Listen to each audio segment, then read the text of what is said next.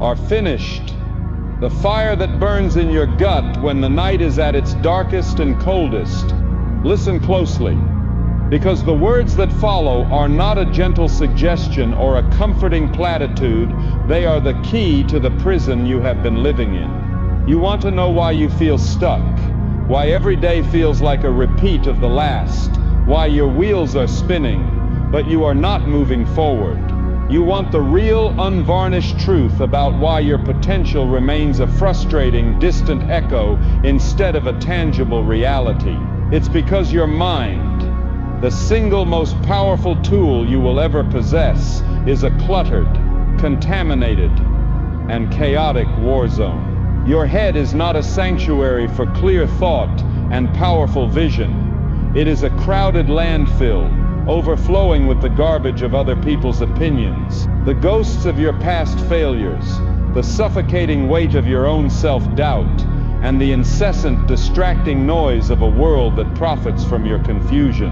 Until you have the courage to undertake the brutal and liberating work of emptying that mind, of systematically clearing out every piece of mental trash that does not serve your ultimate purpose, you will remain exactly where you are, a prisoner of your own cluttered consciousness, fighting a battle you can never win, because you are fighting with a weapon that is working against you. Think of your mind as a high-performance engine. When it is clean, when it is fueled with premium thoughts, when it is meticulously maintained, it can generate enough power to move mountains, to build empires, to reshape your entire reality. But for years you have been pouring sludge into that engine. You have been letting dust and grime accumulate in its most critical components. You have programs of fear running in the background, constantly consuming your processing power. You have a 24/7 malware of self-doubt that corrupts every new piece of data you receive.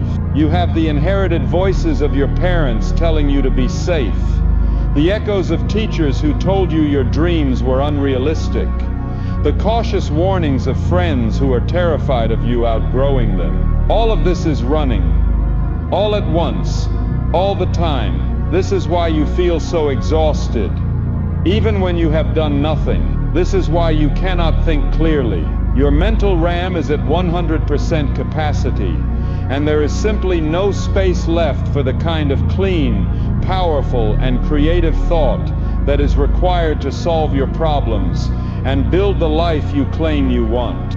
Let's be clear about what emptying your mind truly means. This is not some passive, esoteric practice of sitting in a silent room trying to achieve a state of blissful nothingness.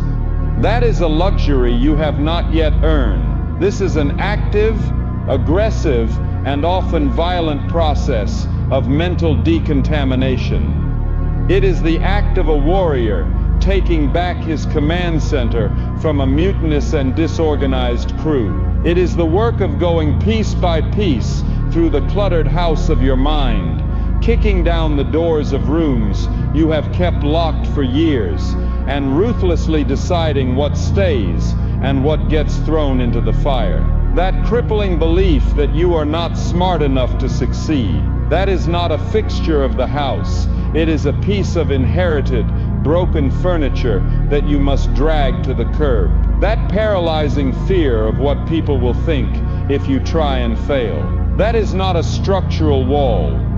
It is a pile of garbage that has been left to rot in the corner. That comfortable habit of procrastinating on the hard work, that is not who you are.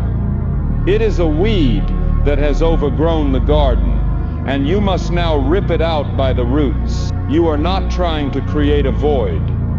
You are trying to create space. You are clearing the land so that you can finally build something worthy of your own name. The single greatest problem you face is not a lack of talent or a lack of opportunity.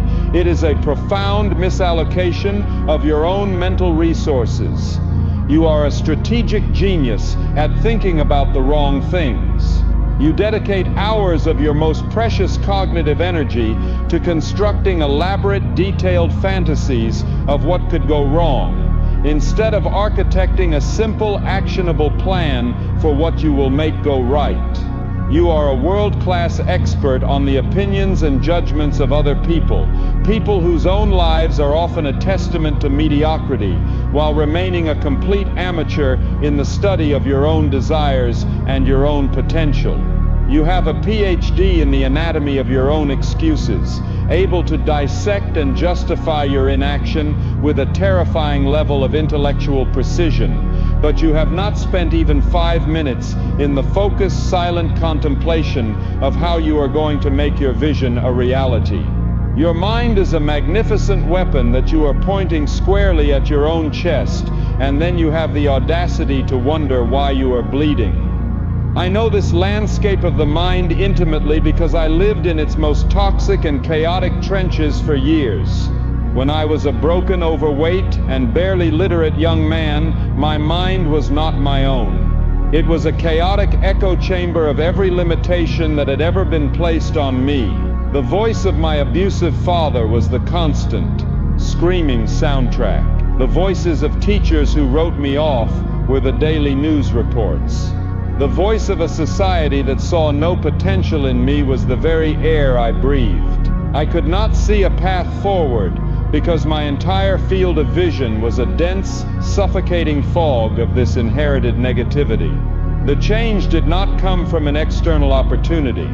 It came from a single, internal decision. It was the day I realized, with the force of a physical blow, that the prison I was in was not made of external bars, but of internal thoughts, and that most of those thoughts were not even mine. They were ghosts, phantoms, borrowed beliefs that I had allowed to take up residence in my head.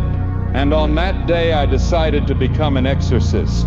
I decided to evict every single mental tenant that was not paying rent in the currency of strength, of possibility, and of relentless forward motion. The first step in this great exorcism, this mental house cleaning, is to become a detached and vigilant observer of your own thoughts. You must understand that you are not your thoughts. You are the one who is aware of your thoughts. This small space of separation is the source of all your freedom. You must begin to treat your thoughts not as facts, but as suggestions, as proposals from a variety of internal speakers. Some of those speakers are wise and have your best interests at heart. Many of them, however, are terrified, lazy, or are actively trying to sabotage you based on old, outdated programming. Your job is to become the discerning gatekeeper. You must stand at the door of your own mind and begin to question every thought that seeks entry. When the thought "I can't do this" appears, you must no longer accept it as a divine proclamation. You must challenge it. Who is speaking? Is this my voice, or the voice of a past failure? Is this thought serving my mission? Is it moving me closer to my goal? If the answer is no, then you deny it entry. You do not argue with it. You do not fight with it. You simply recognize that it is not a thought that is worthy of taking up space in your clean and focused mind, and you let it pass by like a cloud in the sky. This process of emptying the mind is not just about subtraction, it is also about the glorious and powerful act of creation that follows. When you clear out the junk, you create a vacuum, and that vacuum will be filled. If you are not intentional, it will be filled with new junk. But if you are strategic, you can begin to deliberately fill that newly created space with the thoughts, the beliefs, and the visions that will actually build the life you desire. You are no longer a passive recipient of whatever mental garbage floats your way. You are an active architect of your own mental environment. You are taking the clean, empty house of your mind, and you are furnishing it with purpose. You are hanging the blueprints of your goals on the walls. You are filling the shelves with books of knowledge and skill. You are creating a space that is not a chaotic landfill, but a focused, powerful, and inspiring command center for your life. You are, for the first time, writing your own story on the clean slate of your own consciousness, instead of letting the world scrawl its graffiti of limitation all over it. The clarity that emerges from this process is almost indescribable. It is the feeling of driving through a dense, blinding fog for hours, and then suddenly emerging into a bright, clear, sunlit day. You can see for miles. The path that was once a terrifying mystery, a series of hesitant and fearful steps into the unknown, is now a clear and visible road stretching out before you. You can see the obstacles in the distance, but you can also see the path around them. You can see the connections between things that were previously hidden in the mist. This is what your competitors, the ones with the cluttered minds, can never have. They are still driving in the fog, moving slowly, paralyzed by the fear of what they cannot see. You, with your empty and clear mind, can move with a speed, a confidence, and a precision that will seem to them like a superpower. But it is not a superpower. It is the natural result of diligent mental hygiene. It is the reward for having the courage to do the one thing they were too afraid to do, to face the junk in their own head and clean it out. This is why the practice of emptying the mind must be a daily, non-negotiable ritual. It is not a one-time spring cleaning. It is a continuous, daily act of maintenance. The world will never stop trying to throw its garbage over your mental fence. The news will try to fill you with fear. Social media will try to fill you with envy.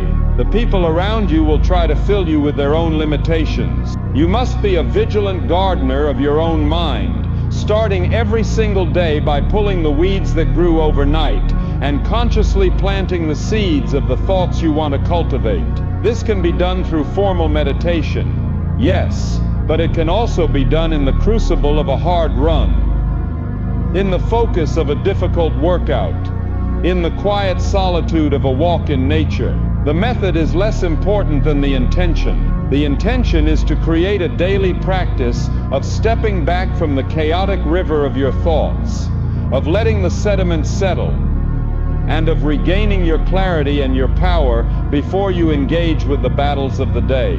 When you master this, you break the great loop of stagnation.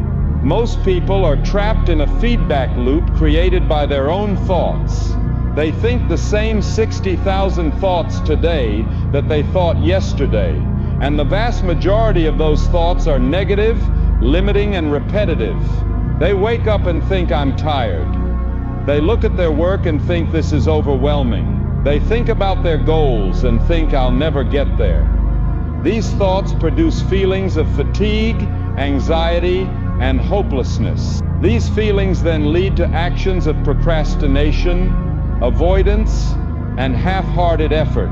These actions then produce poor results, which in turn reinforce the original negative thoughts. This is the cycle of the stuck. It is a self-imposed prison of the mind. Emptying your mind is the act of breaking this cycle. It is a pattern interrupt. By creating a space of silence, you give yourself the opportunity to introduce a new thought, a new belief, which can lead to a new feeling, which will inspire a new action, which will produce a new result, which will then begin to build a new powerful and positive feedback loop. This is how you tap into your deeper intelligence. The chattering, analytical, and often fearful conscious mind is only one part of your cognitive toolkit. You also possess a deep, powerful, and intuitive subconscious mind that is a master of pattern recognition and creative problem solving. But this deeper mind can only do its work when the conscious mind gets out of the way. When your mind is cluttered with overthinking, with worry, with a desperate attempt to force a solution, you are drowning out the quiet voice of your own intuition. Emptying your mind, even for a few minutes, is the act of creating the silence necessary for this deeper wisdom to emerge.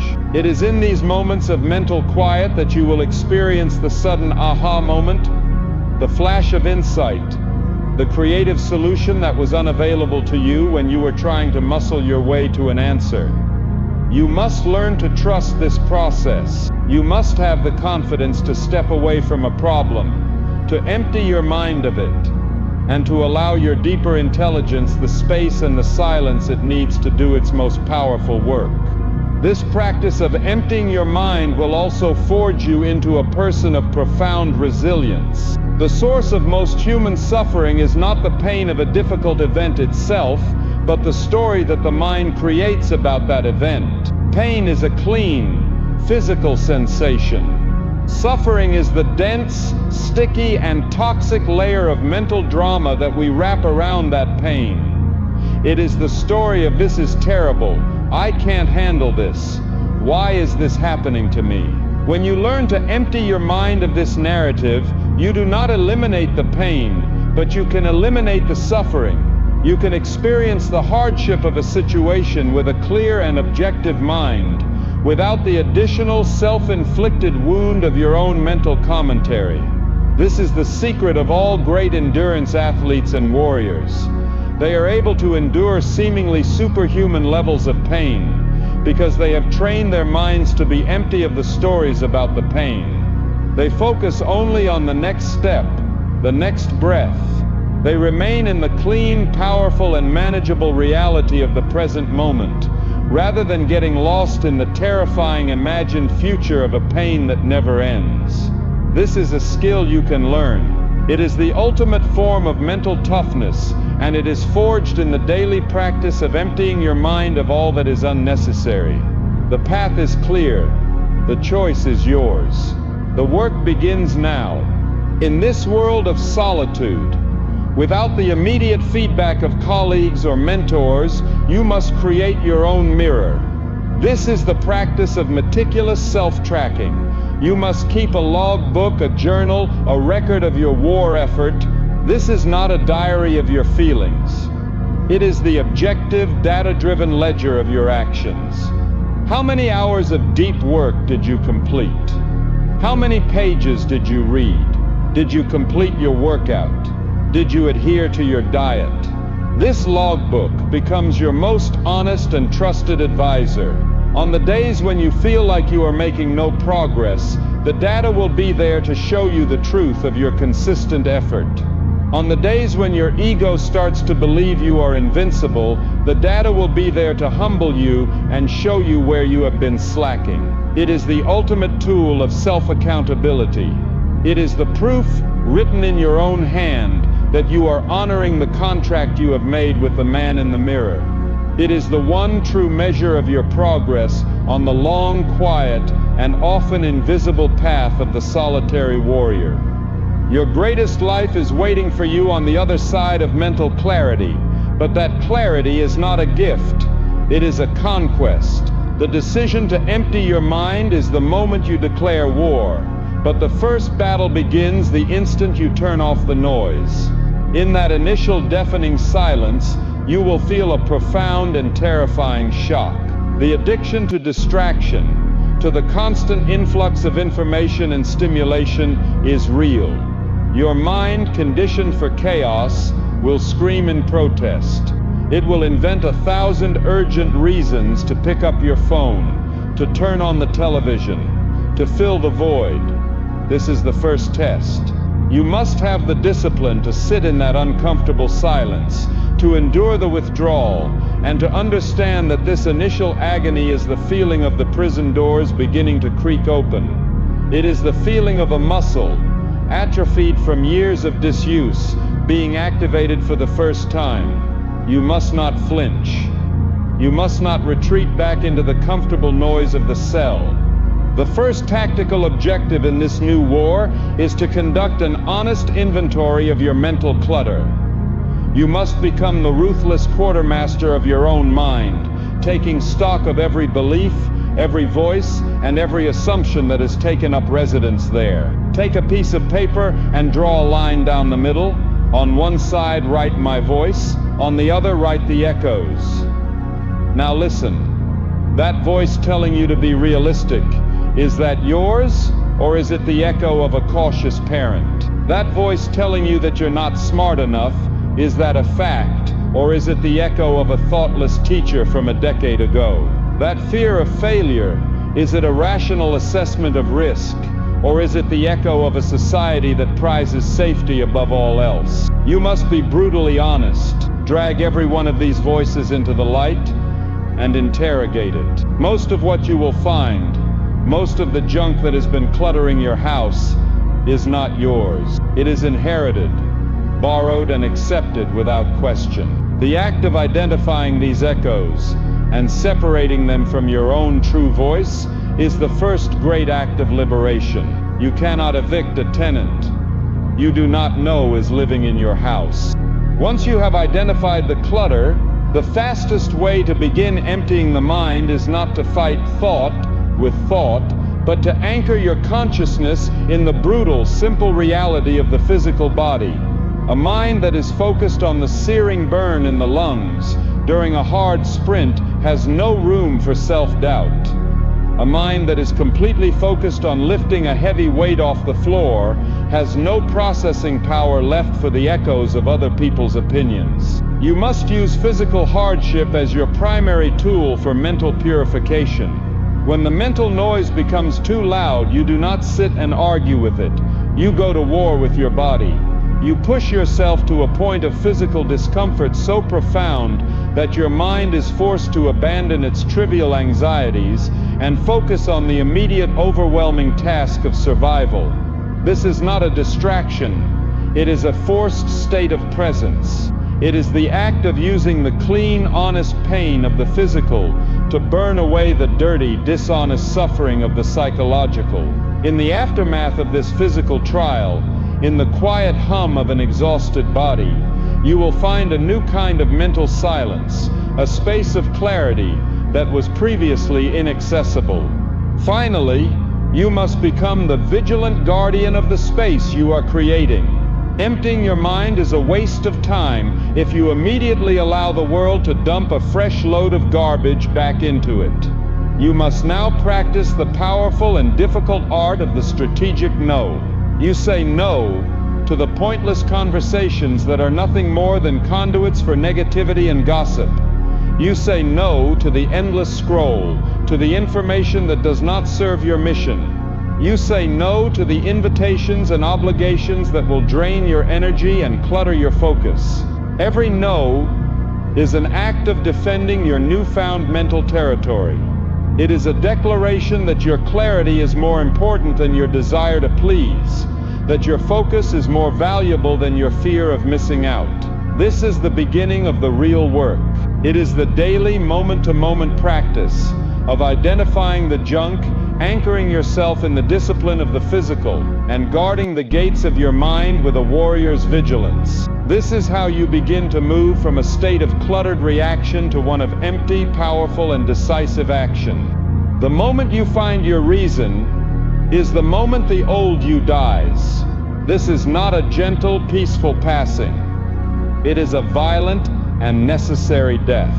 Your reason, once unearthed, is a declaration of war against every comfortable lie, every lazy habit, and every self-imposed limitation that has defined your existence up to this point. It is a hostile takeover of your own soul. The person who is content to drift, to make excuses, to settle for less than they were capable of, that person cannot coexist in the same body with a real and powerful why. Your reason will immediately begin to suffocate your weakness. It will shine a harsh, unforgiving light on all the areas of your life where you have been living out of alignment with your own potential. The gap between who you are and who your reason demands you become will suddenly feel like an immense and unbearable chasm. And the pain of that gap will become the initial, explosive fuel for your transformation. This is the second birth, and like any birth, it is a process of pain, of pressure, and of tearing away from the only world you have ever known. Your reason is now the ultimate filter. Before, your life was a chaotic influx of unfiltered information, requests, and opportunities. You made decisions based on fleeting moods, on social pressure, on the path of least resistance. Now, you possess a filter so powerful and so precise that it simplifies the chaos of the world into a stark binary choice. Every action, every decision, every person you allow into your life must now pass through this one single gate. You must ask of everything: does this serve my reason? Does this conversation move me closer to my why? Does this meal fuel the body I need to achieve my why? Does this hour of television serve my why? The answers will be brutal and liberating. You will find that 90% of what you have been filling your life with is useless static, a collection of meaningless habits and obligations that are actively working against your core purpose. Your reason is a sword, and its first function is to ruthlessly cut away this dead weight. You will start saying no, not a hesitant, apologetic no, but a calm, firm, and decisive no that is born from a place of absolute clarity. You are not saying no to other people. You are saying yes to your reason. And this is a distinction that will change everything. This newfound clarity is the antidote to hesitation. The boy you used to be was paralyzed by 1,000 choices. He lived in a state of perpetual analysis paralysis, always weighing options, always fearing he would make the wrong move. The man who is armed with his why is no longer burdened by this. His path is narrow, and in that narrowness he finds a profound and powerful freedom. There are no longer 1,000 choices. There is only one. There is the choice that serves the reason, and there are all the other choices which are now irrelevant distractions. This is what it means to be locked in. Your energy, which was once scattered in 100 different directions, is now channeled into a single concentrated beam. This is the source of your new power. You will move with a speed and a decisiveness that will be baffling to the outside world, because they cannot see the simple, powerful, unmoving principle that is now guiding your every action. You are no longer drifting in the currents of the world. You are the current. The first casualty of this new war will be your relationship with comfort. Your body and your mind have been conditioned, perhaps for years, to seek comfort as their primary objective. Your reason will now demand that you see comfort not as a goal, but as a poison. It is the soft, warm bed that keeps you from the early morning work. It is the sugary, processed food that dulls your mind and weakens your body. It is the mindless entertainment that numbs you to the urgent call of your own potential. Your reason will demand that you begin to intentionally and systematically choose discomfort. It will be the voice that pulls you from under the covers into the cold, dark morning. It will be the force that drives you to the gym when your body is screaming for rest. It will be the discipline that makes you sit down and do the hard, focused work when your mind is begging for the easy dopamine hit of distraction. You will begin to understand that the pain of this new discipline is not a punishment. It is a purification. Every moment of voluntary suffering is an act of burning away the soft, weak parts of your old self and forging something harder, stronger, and more resilient in its place. You must understand that you are not just changing your habits, you are building a new identity, one action at a time. The boy you were was defined by his excuses and his intentions. The man you are becoming will be defined solely by his actions. Your reason is the blueprint for this new identity, and your daily actions are the bricks and mortar. Every time you show up when it's hard, you are laying a brick in the foundation of a new belief about yourself. You are not just going to the gym. You are becoming the kind of person who does not miss workouts. You are not just writing a page of your book. You are becoming the kind of person who finishes what they start. The world will not see these changes at first. There will be no external validation. The only witness to these small daily acts of integrity will be you. This is why it is so powerful. You are rebuilding your relationship with yourself. You are learning to trust your own word again. You are earning your own respect, which is the only form of respect that can never be taken from you. And this quiet internal sense of pride, the knowledge that you are living in alignment with your deepest purpose, will become a source of strength that is far more potent than any applause from the outside world. This is the meaning of the phrase, chase meaning, not motivation. You are no longer waiting for a fleeting feeling to propel you into action. You are acting in service of a deep and enduring meaning. This is a profound shift in your entire operational paradigm. The man who chases motivation is a junkie, always seeking his next hit of inspiration, and he is useless in the long, dry periods in between. The man who is fueled by meaning is a farmer. He does not need to feel inspired to tend to his crops. He gets up and he does the work, day in and day out, in all weather, because he has a deep and abiding understanding of the connection between the work he is doing today and the harvest he is creating for the future. He understands that the process itself is meaningful. Every act of discipline, every moment of struggle is infused with the power of his why. He is not just going through the motions. He is engaged in a sacred act of creation, the creation of a life that is a worthy vessel for his reason. The world will tell you to be realistic. This is the mantra of the settled, the fearful, the ones who have traded their purpose for safety. Your reason will demand that you be unreasonable. It will demand that you set goals that scare you, that you pursue a vision that seems impossible to the outside world. This is not delusion. It is the necessary audacity of anyone who has ever created anything of worth. The world as it exists today was built by unreasonable men and women, people who had a reason to believe in a future that no one else could see. Your reason is your permission slip to be one of them. It is the antidote to the poison of realism. It is the force that allows you to hold a steady, unwavering gaze on your own North Star, even when the entire world is telling you that you are sailing in the wrong direction. You are not navigating by the dim, flickering lights of other people's opinions. You are navigating by the brilliant, constant light of your own internal sun. This is the beginning of your great journey.